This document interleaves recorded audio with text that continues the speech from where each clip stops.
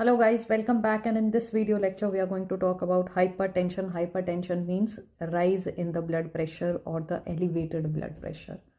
When there is rise in the blood pressure, we call this state as a hypertensive state, and the patient with hypertension with a raised elevated BP can go into hemorrhagic stroke or can go into a hypertensive emergency. So hypertension is a condition in which the blood pressure of the body is elevated, right? But how much? When it is more than or equal to 140 by 90 millimeters of mercury. And when this increase in the pressure, we call this state as hypertensive state. Now, if you see the physiology of hypertension, then whenever there is fall in the BP, in a normal individual, when there is a fall in the BP, there is a stimulation of central sympathetic outflow,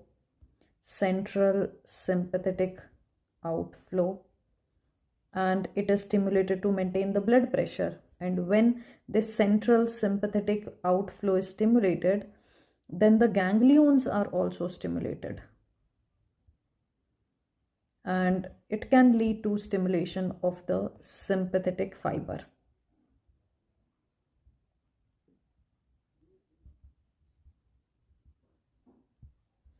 Now they start releasing noradrenaline,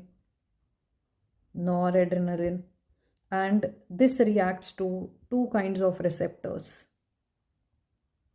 One are alpha 1 receptors and another one are beta 1 receptors. So alpha 1 receptors are the receptors that are present in the alpha 1 are present in the blood vessels, and they causes vasoconstriction. So this result in increase in the total peripheral resistance, and when there is increase in the peripheral resistance, then it can lead to increase in the diastolic blood pressure. We have two kinds of blood pressure, systolic and diastolic blood pressure. Now coming to beta 1 receptors, when beta 1 receptors are stimulated, then they causes increase in the heart rate and stroke volume. This means that there will be increase in the cardiac output, more blood is going through the heart, and ultimately it will result to increase in the systolic blood pressure. So beta 1 receptors, which are also present in the kidneys. In the kidneys, these beta receptor, they sense whenever there is a fall in the BP. When the BP falls, they start secreting renin. This renin enzyme will produce angiotensin II, and it will cause the production of aldosterone. Now the function of aldosterone, we know from the physiology that it causes sodium and water retention. And when there is water and sodium retention in the body, that can cause rise in the blood pressure. So there can be rise in the systolic blood pressure and rise in the diastolic blood pressure. So this is the physiology of hypertension. You can see ultimately there is a rise in the BP. This is a normal physiology, guys. When there is a fall in the BP, this is how the body reacts. Now, how can you reduce this hypertensive state? So you can reduce by either blocking this central sympathetic outflow. So by blocking this central sympathetic outflow, you can give drugs like central sympatholytics,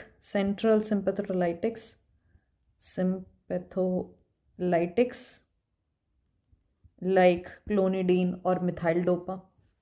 You can also block the ganglion, this ganglion. You can block it, and these drugs are known as ganglionic blockers. So ganglionic blockers are drugs like hexamethonium or trimethophan. Ganglionic blockers. You can also block these receptors. If you block alpha receptor, it is known as alpha blocker. With the drugs are atenolol, metoprolol. Then we have drugs, alpha blocker drugs are prazosin or phenoxybenzamine. These are the beta blockers which we talked about, like atenolol, metoprolol. So we can also block the beta receptors with the drugs like atenolol and metoprolol, and these are known as beta blockers. You can also block both of these receptor by giving alpha plus beta blockers, and these drugs are la-beta-carlea, that is a mnemonic, and you can remember from labetalol, and carvedilol. So this is alpha plus beta blocker.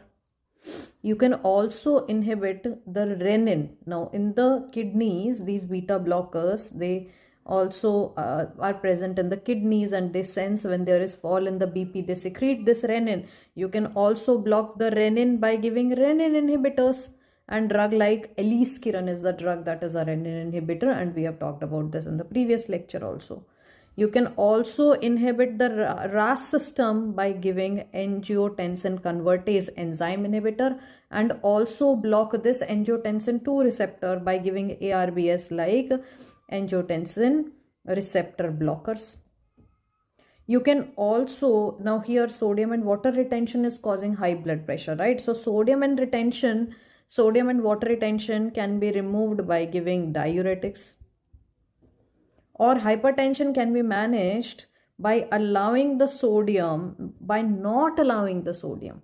See, if sodium is present in the blood vessel, then it is causing water retention, because sodium and water are best friends.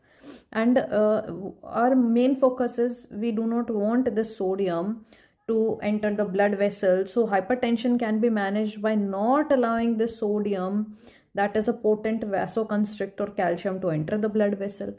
So you can block the sodium, or you can give calcium channel blockers, block the calcium, give calcium channel blockers like verapamil, diltiazem, nifedipine, amlodipine.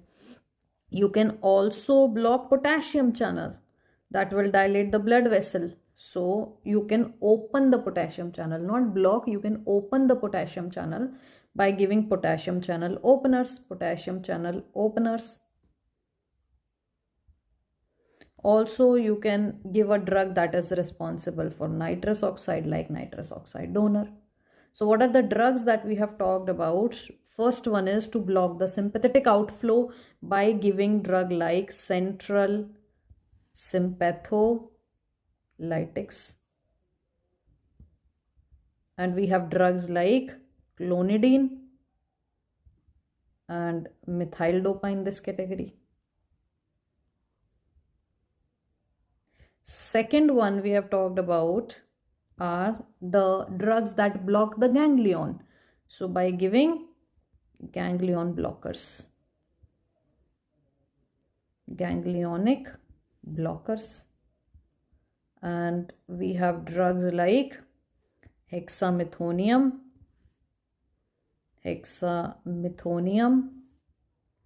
and trimethophan,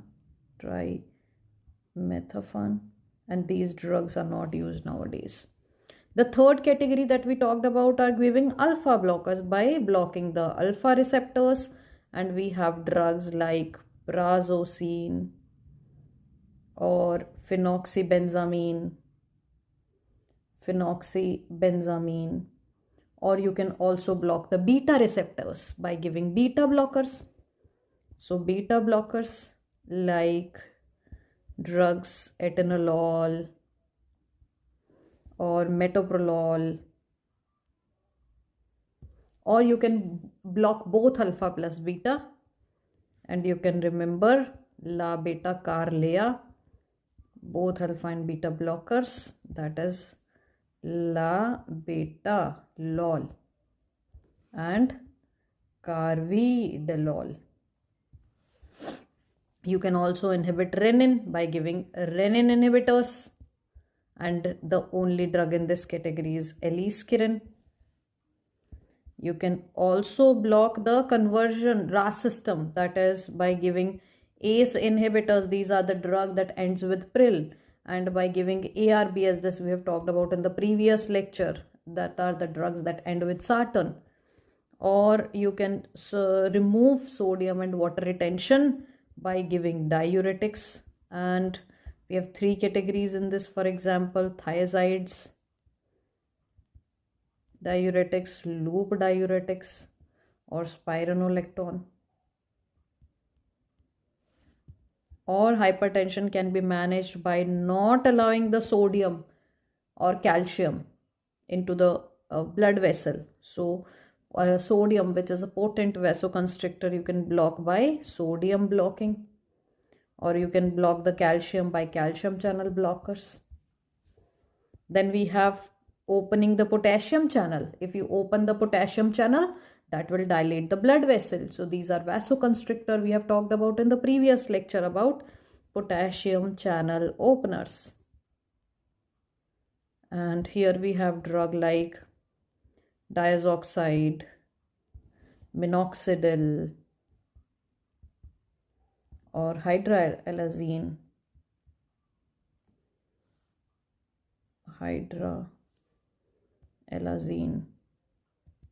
Or you can give a drug that is responsible for nitrous oxide, like nitrous oxide donor. For example, drug like nitroglycerin or drug like sodium nitroprusside. Now we'll talk about one by one regarding these drugs. The first one is blocking the sympathetic outflow by giving drugs like central sympatholytic drugs. So first one in this category is clonidine. So let's talk about the clonidine first. So first let's talk about clonidine. Clonidine act as a presynaptic alpha-2 agonist. So if this is a presynaptic membrane, and here we have the postsynaptic terminal, in the presynaptic membrane we have a alpha-2 receptor. Alpha-2 receptor is a presynaptic receptor, which is a G-coupled receptor, and it can decrease the non-adrenaline release.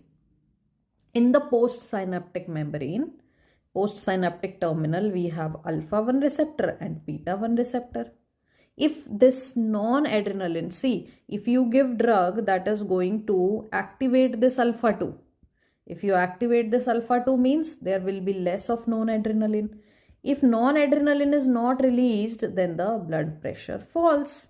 So clonidine act as a alpha-2 presynaptic agonist. So it is a presynaptic alpha-2 agonist. It act like agonist means it has got the similar action, agonist.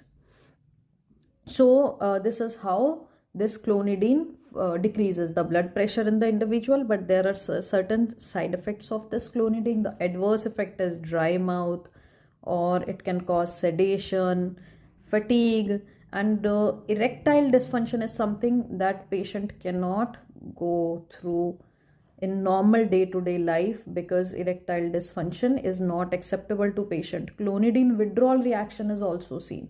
See, clonidine withdrawal reactions. That means if you are using clonidine every day, it causes, see, if you are using clonidine every day, then it causes decrease in the non-adrenaline release. If there is decrease in the non-adrenaline release, then alpha and beta receptor increases and upregulates. And suddenly, if you stop this clonidine, then there is going to be sudden increase in the non-adrenaline, and that is going to create a hypertensive crisis in the individual. And this is the reason it is contraindicated because of the clonidine withdrawal reaction. So the drug of choice for contradicting this clonidine withdrawal reaction, we do not want this clonidine withdrawal reaction, right? For that we can give phentolamine. And phentolamine is also an antihypertensive drug that we are going to talk about. So this is the first drug that we have discussed as the central sympatholytic, that is clonidine. Next one we are going to talk about methyl dopa. So methyl dopa is a prodrug. After metabolism, it becomes an active metabolite, prodrug, right? So it will become active after metabolism, and it is called as alpha methyl non-epinephrine. So this alpha methyl non-epinephrine, which is an active metabolite of methyl dopa, it acts on the presynaptic alpha-2 agonist like clonidine. So it will decrease the non-adrenaline release, that will fall the BP down, that decreases the BP. So this methyl dopa is safest in pregnancy, and it is the drug that is used in pregnancy. It also causes dry mouth and sedation, but another side effect of methyl dopa is that it causes gynecomastia in the males. Now coming to the second category, that is blocking the ganglions, that are ganglionic blocker, and we have drug like hexamethonium and trimethophan, and they are not used nowadays. Now coming to blocking the alpha receptors by giving alpha blocker, the first one over here we have is a prazosin. So let's talk about the alpha receptor. The first one is prazosin, which is a alpha 1 selective blocker. Prazosin, which is a alpha 1 selective blocker. So in the alpha also, it selectively blocks only alpha 1. And then we have second alpha blocker, which is phenoxybenzamine. Phenoxybenzamine is non-selective alpha blocker, non-selective alpha 1 blocker. And here prazosin is selective alpha 1 blocker. So this is the difference between prazosin and phenoxybenzamine. Phenoxybenzamine, guys, is selective irreversible. Phenoxybenzamine is selective irreversible.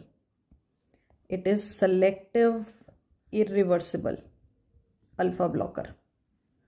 Selective irreversible alpha blocker. Phentolamine, if you remember, we have talked about phentolamine here, the drug of choice for hypertensive crisis, for this clonidine withdrawal reaction. This phentolamine is also alpha blocker. This phentolamine is a non-selective alpha 1 blocker. Non-selective alpha 1 blocker. So selective alpha 1 blocker is prazosin, and phentolamine is non-selective alpha 1 blocker. It is also reversible alpha 1 blocker. It is given as IV and it is used in clonidine withdrawal reactions. It is the drug of choice for clonidine withdrawal reaction. Phentolamine is also given in the pheochromocytoma treatment. But remember, and also phenoxybenzamine is also given in pheochromocytoma. And another alpha blocker that we have talked about just now is phentolamine. So we have talked about 3 alpha blockers. One is prazosin, which is a selective alpha 1 blocker. Then phentolamine. Phentolamine is non-selective alpha 1 blocker. It is also a reversible blocker, reversible alpha 1 blocker. But phenoxybenzamine is irreversible blocker. And phenoxybenzamine is a selective irreversible alpha blocker. So guys, these are the alpha blockers. Now coming to beta blockers, blocking the beta receptor drug like atenolol or metoprolol. Beta blockers plays very important role, and there are 2 important role of beta blockers, and that is, one, it acts on the heart, another, it acts on the renin. On the heart, it decreases the heart rate and it decreases the stroke volume, and therefore it is going to decrease the cardiac output. And since it is decreasing the cardiac output, then it is decreasing the systolic blood pressure. On the renin, beta blocker inhibits the renin and therefore it decreases the RAS pathway, and therefore it decreases the systolic and the diastolic blood pressure. So this is how beta blocker acts. So beta blockers are used in hypertension and post-MI. So it reduces the risk of arrhythmia and it decreases the size of the infarct. So therefore it is used in post-MI in case of hypertensive patient or hypertension with anxiety, or patient having migraine, or even hyperthyroid patient, or in case of chronic CHF, we use the beta blockers. Now coming to the next category, which is alpha plus beta blocker. Alpha plus beta blocker, we have drug like labetalol. Labetalol is used in the hypertensive during pregnancy. It is a drug that is safe in the pregnancy. Also used in the emergency conditions in the in the hypertension. So hypertensive emergencies are also treated with labetalol. So labetalol, carvedilol, these are the alpha blocker. Now coming to the drug that inhibits the renin, and the renin inhibitor is aliskiren. So this drug is contraindicated during the pregnancy. It cannot be combined with the ACE inhibitor or ARBs. ACE inhibitors, ACE, these are the drug that ends with pril. We have finished this in the previous lecture. ACE inhibitors are capable of dilating both the arteries as well as veins. So they decreases the systolic and the diastolic blood pressure. They are used as the first line drug in hypertension, guys. They are used in the condition in which there is hypertensive with chronic CHF, hypertension with diabetes, hypertension with chronic kidney disease, or if there is decrease in the albumin, microalbuminuria. So these drugs, ACE inhibitors or ARBs, are given in all these conditions. But remember, ACE inhibitors and ARBs are not combined. We do not give both of these drugs together. They are contraindicated in pregnancy. Now coming to the drugs that are going to remove sodium and water retention. Because sodium and water retention is causing rise in the BP. So our main goal in to treat the hypertension is to decrease the blood pressure, and by removing the sodium and water, we can remove the hypertensive state. So by giving diuretics. Diuretics, three kinds of diuretics: thiazides, loop diuretic, and spironolactones. Thiazide diuretics. Diuretics are the drugs that are going to increase the sodium and water excretion. So they are removing the retention of sodium and water in the body by letting it pass through the urine, by increasing the excretion of sodium and potassium. So let's talk about the first diuretic, which is thiazides. Thiazides, the short-term mechanism of thiazide is that it loses sodium. By loss of sodium, by loss of water, and by doing that, it decreases the blood volume. If it decreases the blood volume, it finally decreases the blood pressure. On the long-term mechanism of thiazide is that loss of sodium. When there is loss of sodium from the body, it will lead to decrease in the arterial compliance, and this will fall down the BP. This will decrease the BP. BP is decreased from 5 to 10 millimeter of mercury if you give thiazides. Therefore, thiazides are also known as mild antihypertensives. Mild antihypertensive. Why? Because if you give thiazides on long-term use, there will be fall of 5 to 10 millimeter of mercury of blood pressure. So mild antihypertensives are thiazides. We have drug like chlorothiazide or hydroxychlorothiazides. These are the thiazides. Thiazides are chlorothiazides or hydroxychlorothiazides. The drawback of thiazide is that it causes a lipid abnormality. There is decrease in the potassium, and because of that, the patient may complain of muscle weakness because there is loss of potassium, and the patient also feel fatigued. Now, one of the important thing that you need to remember related to thiazide is that it causes increase in the uric acid. So thiazide is contraindicated in the patient who are having gout. Already in the gout, there is increase in the uric acid. If you give thiazide, there will be more increase in the uric acid. And that is why thiazides, since it increases uric acid, that is why they are contraindicated in the hypertensive patient having gout.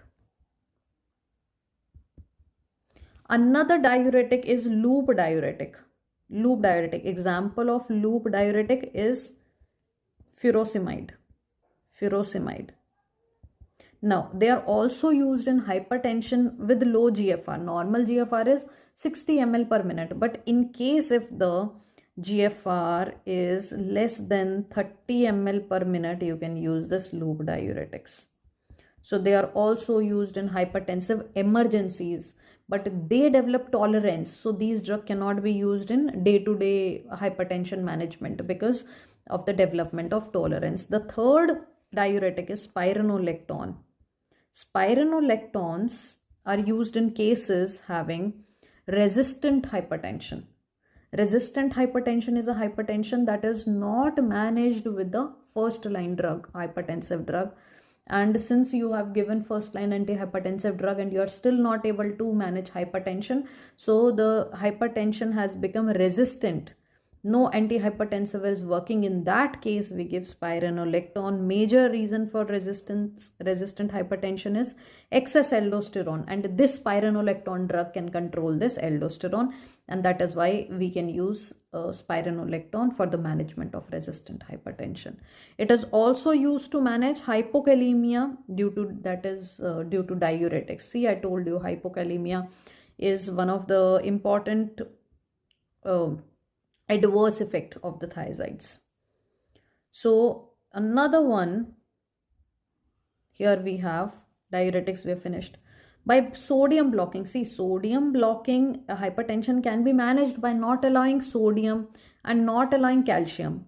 So since there is no drug that can block the sodium, so you need to ask the patient to reduce the sodium consumption in the diet. So this is the reason that we ask the hypertensive patient to reduce the salt intake in the diet. So salt restriction in the diet is because we want to restrict the consumption of sodium on a daily basis. Another drug, by blocking calcium, you can give drugs like calcium channel blockers.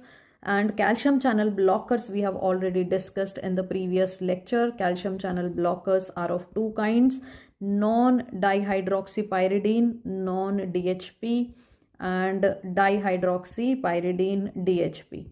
Non-dihydroxypyridine decreases the heart rate. We have drug like verapamil and diltiazem in this category. And DHP, dihydroxypyridine, we have nifedipine and amlodipine in this category. So non-dihydroxypyridine, that is verapamil and diltiazem, they work on two tissues, heart and blood vessel, and they decreases the heart rate, they decreases the conduction, force of contraction is decreased, and therefore there is fall in the BP by causing the vasodilation. And DHP are dihydroxypyridine. Drug like nifedipine, amlodipine, they act on the blood vessel, they relax the smooth muscles of the blood vessel, and by causing vasodilation the BP falls down. So, but when the BP falls down, there is a reflex tachycardia, a reflex mechanism, and that is how there is increase in the heart rate noticed when a patient is taken DHP, which is dihydroxypyridine like nifedipine and amlodipine. So calcium channel blockers are the first line drugs in antihypertensive. Now coming to another category, that is potassium channel openers. So potassium channel openers, drug like diazoxide act on the beta pancreatic cells, and it opens the potassium channel. In the pancreatic cells, when it opens the potassium channel, there will be decrease in the insulin release. So this decrease in the insulin release causes hyperglycemia condition. So because the adverse effect of this drug is hyperglycemia, that is why it is used in condition that is insulinomia.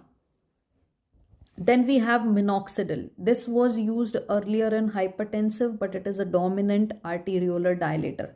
It causes the hair growth. So when initially earlier minoxidil was given in female patient, it caused hirsutism in them.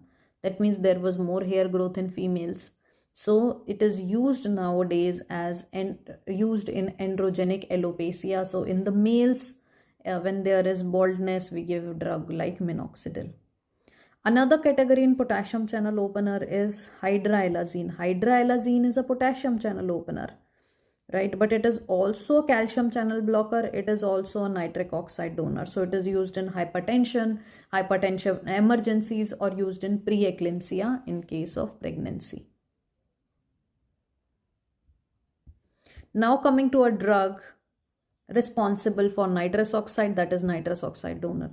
Nitroglycerin is used in hypertensive emergencies, and it is given as IV. Sodium nitroprusside dilates arteries and veins equally. Now when they are infused with IV, when this nitrous oxide donor, when they are infused with IV, they generate cyanide. This cyanide forms the thiocyanate in liver, and this leads to development of hypothyroidism. So it should be avoided during the pregnancy, as this cyanide, it can produce the cyanide which is very harmful to the fetus. Now, what are the guidelines for hypertension? When the patient is first diagnosed with hypertension, we give first line drugs. We first treat with the first line drugs. What are the first line drugs? Antihypertensives, they are A, C, D. A is AC inhibitors, ACE inhibitors, or ARBs. But we do not give together. We do not combine AC inhibitors and ARBs. The second one is calcium channel blockers. Remember, I told you they are the first line drugs. And D for is the thiazide diuretics, which is used for mild hypertension, because there is fall in the blood pressure of 5 to 10 millimeter of mercury on long term use of thiazide. So thiazide diuretics. Now these are the first line drug. First you start with AC inhibitor, ARBs. If this is not effective, then you add calcium channel blocker to it. If still not effective, then you add thiazide to it. Now what happens if you have given all these three drugs and still you are not able to manage hypertension in the particular individual? In that case, if the BP is not coming down even by combining these three first line drugs, then we call this state as resistant hypertension. That means even with these first line drugs, you're not able to manage. By combining these three drugs, you're not able to manage the hypertension. In that case, you give SC alpha beta. S is spironolactone, and you remember in spironolactone we have studied about it is used as it is used in resistant hypertension. C is clonidine. Remember clonidine we have talked about along with methyl dopa. It is a alpha 2 presynaptic agonist. Alpha is alpha blockers and beta is beta blockers. Now in the exam they can give when the patient has comorbidity mentioned. So they can ask that if a patient is having hypertension along with that migraine, what is the treatment that you give? Beta blockers. If the patient is having hypertension with benign prostate hyperplasia, then you give alpha blocker, which is a prazosin, selective alpha 1 blocker. If the patient is having hypertension plus gout, they ask you which of the following drug is given except. So the contraindication for hypertension with gout is thiazide because they causes increase in the uric acid. That is why it is contraindicated. Very important point related to the hypertensive is drugs that are safe in pregnancies. So the hypertensive drug that is safe in pregnancy, you can remember let me do care hypertension pregnancy. So let me do care hypertension pregnancy, you chill. So L, M, D, C, H and P. And let's talk about these drugs. From L, let is labetalol. And remember labetalol is safe in pregnancy. ME is methyl dopa. Let me do care. Do. D is DHPs, which are the calcium channel blockers like nifedipine. We give sustained release nifedipine in this case. Let me do care. C is clonidine. And care hypertension. H is hydralazine. And pregnancy P is prazosin. Now, what are the drugs that have high teratogenic risk that cannot be given in pregnancy? So they are contraindicated in pregnancy. So contraindicated are all A's. All A's you can remember. 3A that we'll be talking about AC inhibitors, ARBs, and we are talking about aliskiren, which is a renin inhibitor. The drugs that are avoided in the pregnancy, we have talked about thiazide because thiazide decreases the uteroplacental circulation. Also, we do not give sodium nitroprusside because it generates cyanide and not safe for fetus. Nitroprusside. Spironolactone is also avoided because it is a androgen. It has got androgenic blocking properties. Spironolactone, and if the fetus is male, and blocking of androgen can lead to feminine properties in the male. Also, atenolol and non-selective beta blockers are not given. Atenolol and non-selective beta blockers because they increases the risk of small gestational age babies. What are the drugs for pulmonary hypertension? For pulmonary hypertension, you can give calcium channel blockers like amlodipine, nifedipine, diltiazem, or you can give prostaglandins I2 analogs like epoprostenol. Also, you can give prostacyclin's receptor agonist. Drug like selexipag. selexipag. Or you can give drugs like phosphodiesterase 5 inhibitors. And they phosphodiesterase 5 inhibitors, they increases the cyclic GMP and that causes vasodilation. So you can give drug like sildenafil. Sildenafil is a phosphodiesterase 5 inhibitor. Another is endothelin receptor antagonist. Now you can remember endothelin, EN, T, and then AN. So these are the drugs that end with entan. Endothelin antagonist, receptor antagonist. So you can remember these are the drugs that end with entan. Endothelin receptor antagonist. So these are the drugs that end with entan. Drug like bosentan or drug like embrisentan. So these are the drugs that end with entan. Also, you can give oral soluble guanyl cyclase agonist. So these guanyl cyclase agonists, they are going to convert the GTP to cyclic GMP, and the drug like riociguat. So these are the drugs that you can give for pulmonary hypertension. Very importantly, that you need to remember are the first line antihypertensive drug, which are ACD, the drugs that are safe in pregnancy, drugs that are contraindicated in pregnancy. These are the very important things that you need to remember related to the hypertension. And also we have discussed all the antihypertensives. So guys, this is about antihypertensives. All the best.